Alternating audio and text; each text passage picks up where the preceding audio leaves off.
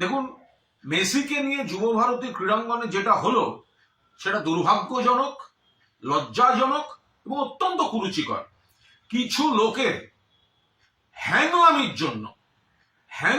জন্য এরকম একটা লজ্জাজনক পরিস্থিতি কলকাতার উপর হলো। কেন মেসি যখন মাঠে ঘুরছেন, এত মানুষ তারা কত শখ করে খেলার, তো মূল কথা ছিল না মেসিকে দেখতে যাচ্ছেন, মেসি আসছেন, স্বপ্নের নায়ক, মেসিকে দেখতে যাচ্ছেন।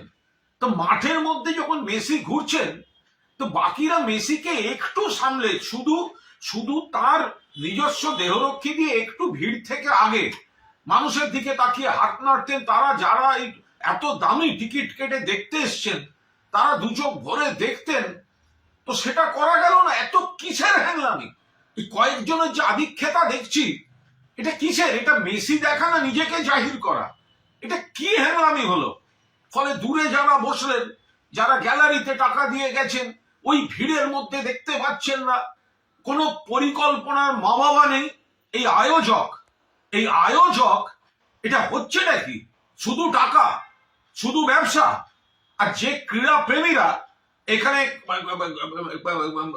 গেলেন, পুরো যুব ভারতী ভরিয়ে, অনেক বড় ডার্বিতেও এত লোক হয় না। সে মানুষগুলো কিন্তু সকালে গেছে শুধুমাত্র মেসিকে দেখবে বলে। মনে রাখবেন 2011 খেলা হয়েছিল, মেসি খেলেছিল আর্জেন্টিনা ভেনেজুয়েলা। আমি আর আমার এক সহকর্মী তখন চ্যানেলের প্রসেনজিৎ বক্সি, আমরা কর্নার ফ্ল্যাগের পাশে বসে খেলা দেখছিলাম অ্যাস্ট্রোটার্ফের উপর। আমাদের 12 ফুটের মধ্যে মেসি দাঁড়িয়ে কর্নার নিলেন। গোটা যুব ভারত একটা সিস্টেমে চলেছিল।